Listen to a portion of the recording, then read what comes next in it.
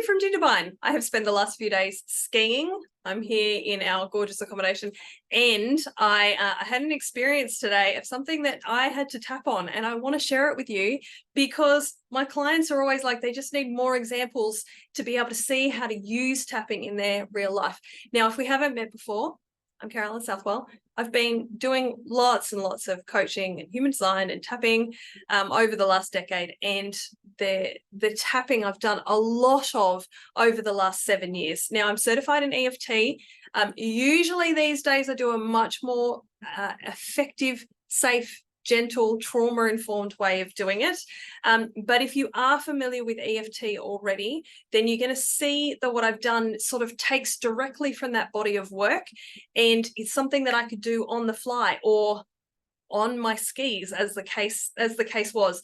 So let me run you through what happened, so then you can see how you might also be able to use tapping sort of on the go, right?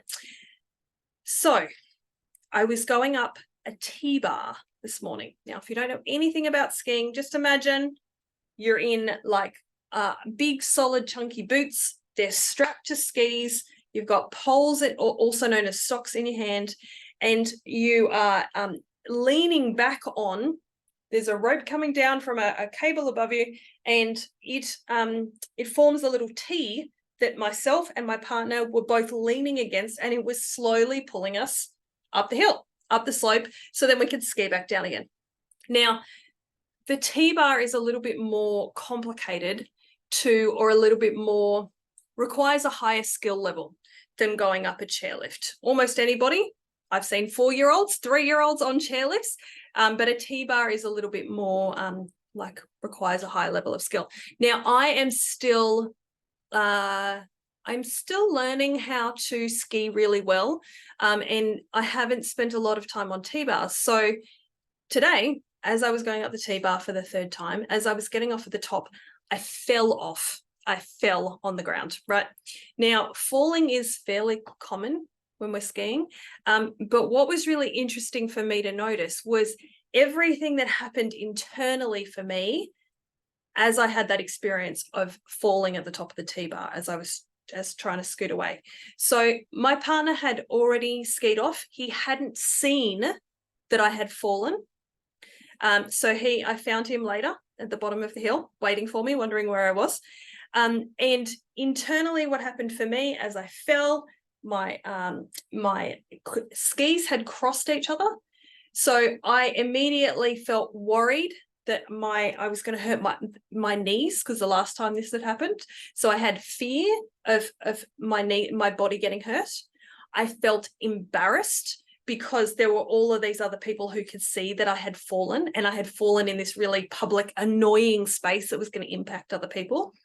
I felt fear because I couldn't see behind me that people were going to run into me. What did happen is that the 2 young men who were on the T-bar behind me managed to scoot around me, but when they let go of their T-bar, their T that they were like leaned up against, it hit me in the back of the head. Now, it hit me hard enough that even with a helmet on, it was still a shock and it still hurt, right? So in fear of hurting myself, embarrassment, fear of being run into, the shock of being hit, I was angry at the lifty, the lift attendant who hadn't stopped the T-bar, so to prevent people from running into me.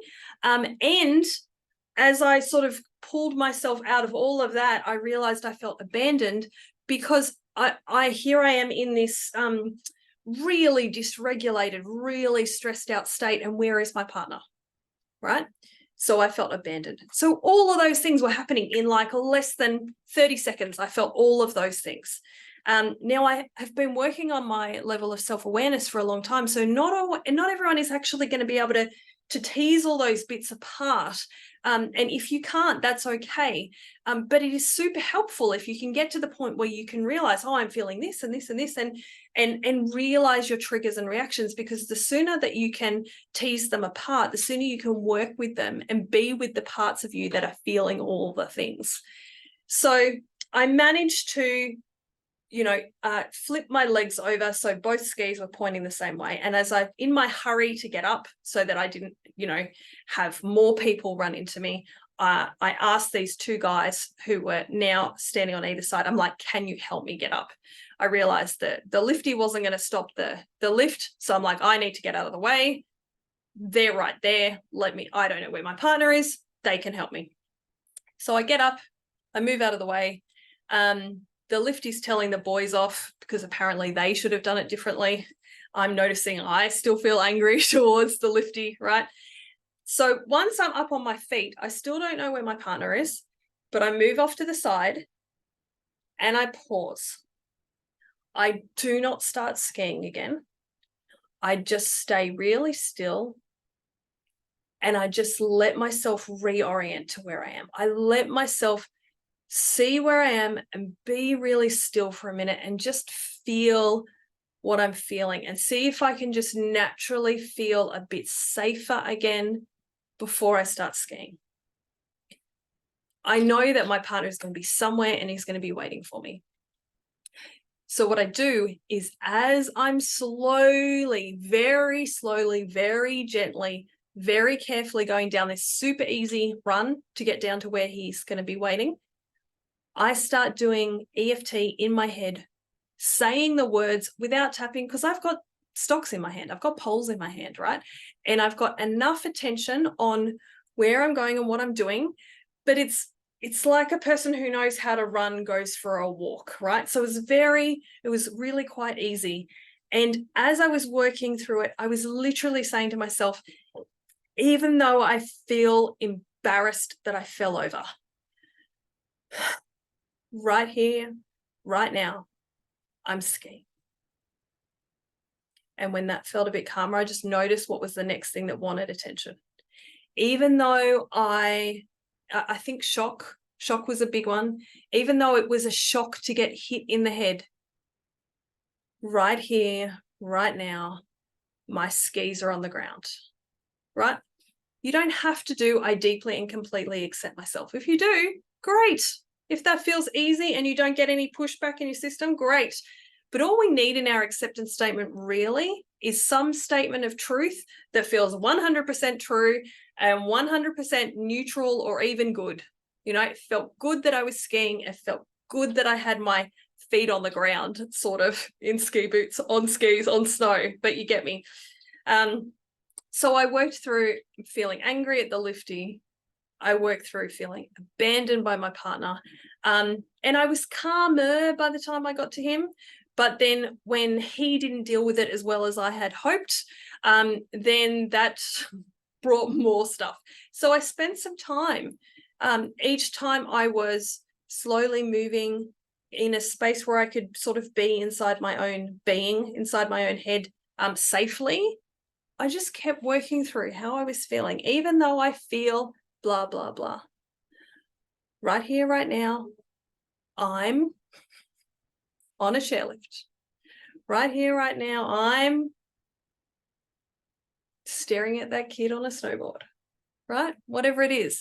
So I was able to actually move through this experience of all of these really big emotions. It was very, very overwhelming at the time. And it could have derailed our last day of skiing, truly. Even though I wasn't physically hurt, it was so emotionally big for me because it had so many triggers to so many other things. Imagine feeling all of these things: embarrassed, fear of pain, fear of future pain, experiencing shock, experiencing anger, and feeling abandoned. Like, that's a fucking lot of stuff to feel. And all of us at times will have experiences that will trigger all of these things. And if it feels like the experience that you've had, like Carolyn, you just fell at the top of a chairlift, at the top of a T-bar, and then some people helped you up and you skied again. What's the big deal, right? Wherever you have an experience where your emotional reaction is way oversized, way bigger than the situation calls for, you know that that situation has triggered a bunch of stuff from the past. So when that happens, I take it as an opportunity, keyword, opportunity to clear some old junk. And you can do the same. You can. So I'm hoping that the way that I've stepped that out is easy enough for you to copy. If you have some knowledge of tapping, any version of tapping, but EFT is a good one to model off here, of even though I'm feeling blah, and even if it was only one, even if it wasn't these 5 different things, even though I'm feeling angry at the lifty that he didn't shut the lift off and didn't prevent my body from being harmed. Right here, right now, I'm okay. I think I even did, I'm angry and I'm allowed to be angry. Right? Allowing yourself to feel how you're feeling. Now, there's one little caveat I want to say in here, and that's really important. There have been some things. There's been some times because I'm challenging myself in skiing and you know, skiing some pretty gnarly stuff this week. There was a couple of times yesterday when we were doing some pretty difficult stuff that was well and truly at the edge of my capacity. And I had one time when I fell on an icy slope, and I got a shock because my hip hit the snow, and it was very, very hard. And I didn't try and tap in that context because it wasn't actually safe to do that. The safest thing for me to do at that point was get my unclipped ski back on, get myself upright, and carefully get myself down this very, very sort of steep slope. And only then at the bottom, when I'm physically safe, to then deal with how I'm feeling emotionally. So it's really important that the context makes sense, that you're in a safe space, physically safe space, to be able to process how you're feeling. So acknowledging how you're feeling, letting yourself feel the things if it's safe to do so. And then finding some balance. My feet are on the ground. I'm allowed to feel how I'm feeling. And tapping, even if you don't have your hands free, even if you're not actually tapping, right? Even if you're just saying the words and internally dialoguing with yourself and going, well, you know what, that was fucked. And right here, right now, I'm okay. So I hope that was helpful. I will put a link to ways that you can learn about tapping with me. And I do have a handful of resources on tapping here on the channel. So there is one playlist that is specifically about tapping. So I'll put a link to that playlist in the description here. If you like the way that I teach, often the videos aren't this long and rambling, but today they are. You can subscribe to the channel, and if you want to get notified when there's new videos, you can tap the bell to be notified. But I'll put other useful resources below this video in the description, like I do with all of my videos here. And that's it for now. Happy tapping!